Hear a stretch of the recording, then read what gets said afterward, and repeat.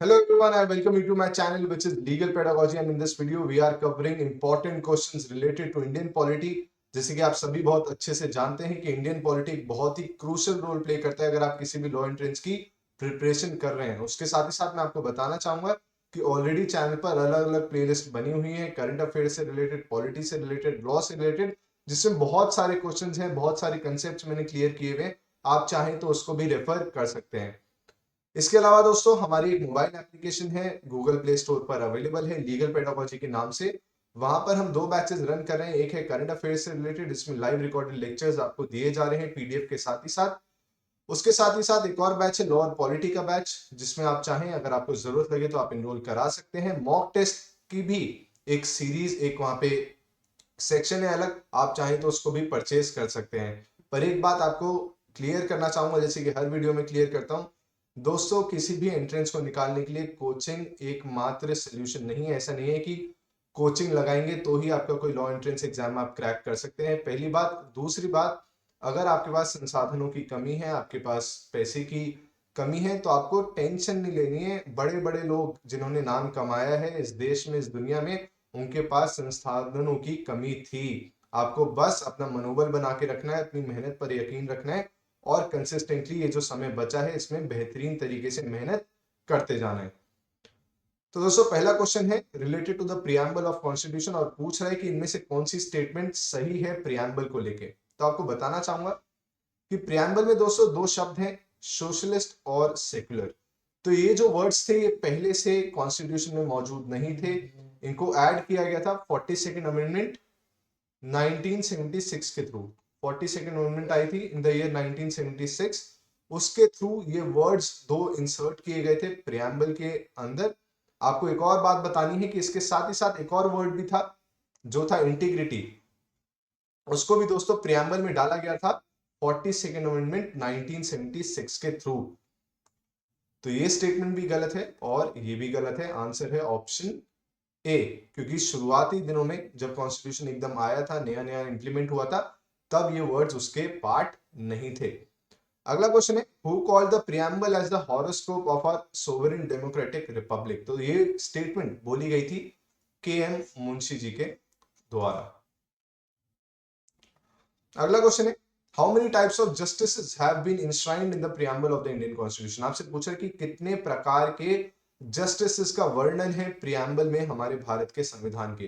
तो दोस्तों तीन प्रकार के जस्टिस के बारे में बात की गई है हमारे प्रियम्बल में। वो कौन कौन से हैं? Social, economic justice and political justice. तो ये तीन प्रकार के दोस्तों जस्टिस हैं जिनके बारे में बात की गई है हमारे देश के प्रियम्बल में। The next question is social equality से रिलेटेड है, तो आपसे पूछा है कि इसमें से कौन सी स्टेटमेंट करेक्ट है।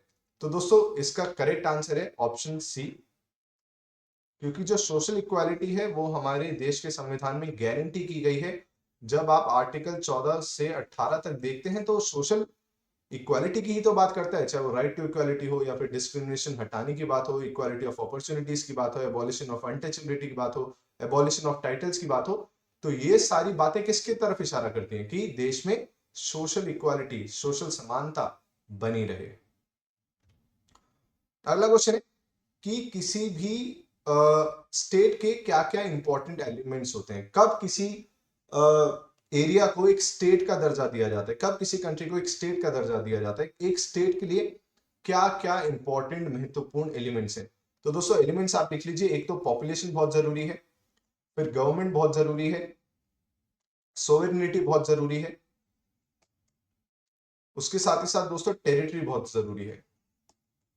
तो ये चार महत्वपूर्ण एलिमेंट्स हैं किसी भी स्टेट के। अगर स्टेट के पास ये चार एलिमेंट्स नहीं होंगे तो उसको स्टेट कंसिडर नहीं किया जा सकता, क्योंकि जब तक पॉपुलेशन नहीं होगी तो लोगों को गवर्न किनको किया जाएगा? लोग होने जरूरी है, गवर्नमेंट होनी जरूरी है जो उनको गवर्न करेगी, सोवरेनिटी जरूरी है और टेरिटरी तो होना ऑफ कोर्स जरूरी है, तभी किसी कंट्री को स्टेट का दर्जा दिया जाता है इंटरनेशनल लेवल पर। तो दोस्तों इसका आंसर होगा option B and option D. कहां पर है ये? Option number third. पॉपुलेशन जरूरी है, गवर्नमेंट जरूरी है, सॉवरेनिटी जरूरी है और टेरिटरी भी जरूरी है दोस्तों। अगला क्वेश्चन है, there is parliamentary system of government in India because, हमारे देश में दोस्तों पार्लियामेंट्री सिस्टम ऑफ गवर्नमेंट है। क्यों पार्लियामेंट्री सिस्टम ऑफ गवर्नमेंट कहा जाता है? क्योंकि आप जानते हैं जो काउंसिल ऑफ मिनिस्टर्स होते हैं दोस्तों, जो काउंसिल ऑफ मिनिस्टर्स होते हैं, जिनका नाम प्राइम मिनिस्टर रिकमेंड करते हैं प्रेसिडेंट को, और फिर काउंसिल ऑफ मिनिस्टर में उन्हें शामिल किया जाता है, वो एग्जीक्यूटिव्स होते हैं। और वो एग्जीक्यूटिव जो होते हैं वो लेजिस्लेचर का भी पार्ट होते हैं, और वो लेजिस्लेचर के टुवर्ड्स रिस्पॉन्सिबल भी होते हैं। तो जहां पे भी, जिस भी कंट्री में ऐसा सिस्टम होता है जहां पे एग्जीक्यूटिव लेजिस्लेचर्स का भी पार्ट होते हैं और लेजिस्लेचर्स के टुवर्ड्स रिस्पॉन्सिबल भी होते हैं, उस सिस्टम को पार्लियामेंट्री सिस्टम ऑफ गवर्नमेंट कहा जाता है। तो इसका आंसर है ऑप्शन डी। अगला क्वेश्चन है, which of the following is not a federal feature of the Constitution? दोस्तों federal feature of the Constitution इनमें से कौन सा नहीं है?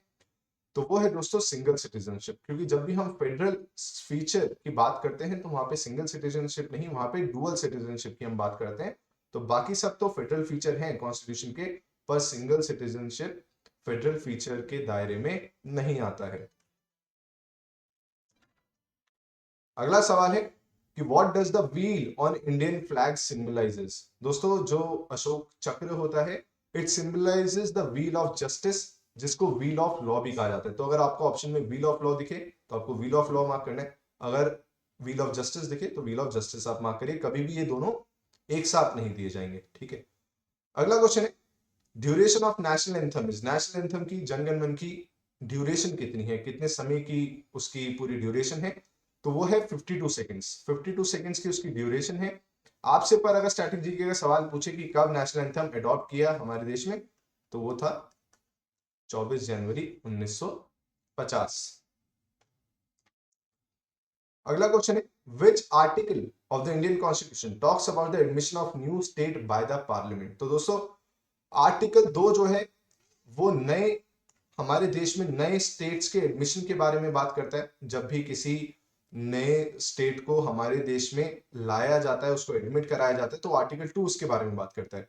वहीं जो आर्टिकल 3 है वो बात करता है formation of a new state, कि कैसे कैसे नई स्टेट बनाई जा सकती है, कि एक इस स्टेट की टेरिटरी ली जाए, एक दूसरे स्टेट की ली जाए, उनको मर्ज कर दी जाए, एरिया को इंक्रीज डिमिनिश करने की पावर। तो आर्टिकल 3 बात करता है। पर अगर आपसे सवाल ये पूछे कि कौन सा article admission of new state के बारे में बात करते हैं, तो वो है आर्टिकल 2। अगला क्वेश्चन है, the bill for the creation of new state requires dash type of majority for constitutional amendment? तो जब भी नई स्टेट बनाई जाएगी तो उसके लिए सिंपल मेजॉरिटी की जरूरत होती है पार्लियामेंट में, ये बात आपको याद रखनी है। अगला क्वेश्चन है, if a new state is formed which schedule of the constitution will need to be amended? तो जब भी कोई नए राज्य की स्थापना होती है तो उसके लिए दोस्तों शेड्यूल नंबर 1 को अमेंड किया जाता है। तो कभी भी नया राज्य बनेगा तो उसके लिए कौन सी अमेंडमेंट जरूरी होगी? शेड्यूल फर्स्ट में अमेंडमेंट अनिवार्य होगी। अगला क्वेश्चन है, how many states and UTs, union territories, did the state reorganisation commission created in 1956 sorry? आप जानती हैं स्टेट रीऑर्गेनाइजेशन कमीशन बना था, फैजल अली जी की अध्यक्षता में बना था। उसके बाद नए राज्य बने थे, नई यूनियन टेरिटरीज बनी थी। तो उसके थ्रू दोस्तों 14 राज्य और 6 यूनियन टेरिटरीज की स्थापना की गई थी। तो ये बात आपको याद रखनी है। पहली लिंग्विस्टिक स्टेट, मतलब जो लिंग्विस्टिक बेसिस पे पहली स्टेट जो क्रिएट हुई थी वो थी आंध्र प्रदेश। दोस्तों बहुत ही मेहनत से मैं वीडियो बनाता हूं और अच्छे अच्छे क्वेश्चंस आपके सामने लाने की कोशिश करता हूं। आप इस चैनल को सपोर्ट कर सकते हैं अगर आप ज्यादा से ज्यादा लोगों तक इस चैनल को पहुंचाएं, क्योंकि 10,000 के मार्क्स से अभी हम थोड़े दूर हैं। तो उसको जल्दी से जल्दी हमें हासिल करना है, जिससे कि हम लोग सेलिब्रेट कर पाए। अगला क्वेश्चन है, by which amendment Delhi was given the status of national capital region? NCR का जो स्टेटस दिया गया दिल्ली को, वो किस अमेंडमेंट के थ्रू दिया गया? तो वो दिया गया था 69th अमेंडमेंट एक्ट। ये बात आपको याद रखनी है। अगला क्वेश्चन है दोस्तों, आप जानती हैं नॉर्थ ईस्ट की बहुत सारी स्टेट्स अलग अलग टाइम पर आई हमारे देश में, स्टेट्स का उन्हें दर्जा मिला। तो आपसे पूछ रहे हैं कि सबसे पुरानी से लेके और सबसे नई तक आपको इसको असेंडिंग ऑर्डर में अरेंज करना है, कि सबसे पहले कौन सी स्टेट का दर्जा किसको मिला, फिर किसको मिला और फिर किसको मिला। तो दोस्तों इसका आंसर है ऑप्शन बी। सबसे पहले नागालैंड आई, 1963 में स्टेट का दर्जा मिला, फिर मेघालय को मिला 1972 में, फिर सिक्किम को मिला 1975 में, अरुणाचल प्रदेश को मिला 1987 में। अब याद कैसे रखेंगे? देखिए इसमें गैप कितना है, 9 साल का, इसमें गैप कितना है, 3 साल का, ठीक है। और 9 + 3 कितना होता है, 12। आप अगर 75 में 12 ऐड कर देंगे तो कितना बनेगा, 1987 बनेगा ना, 75 में 12 ऐड कर दोगे तो ऐसी छोटी सी ट्रिक है जिससे आप इसको याद रख सकते हैं। तो दोस्तों अगर ये वीडियो आपको पसंद आई और आप चाहते हैं कि मैं ऐसे और वीडियोस क्रिएट करता रहूं, तो अगर पसंद आई है तो वीडियो को लाइक करके जरूर जाएं, आलस ना करें और चैनल को ज्यादा से ज्यादा लोगों तक पहुंचाएं। Thank you so much.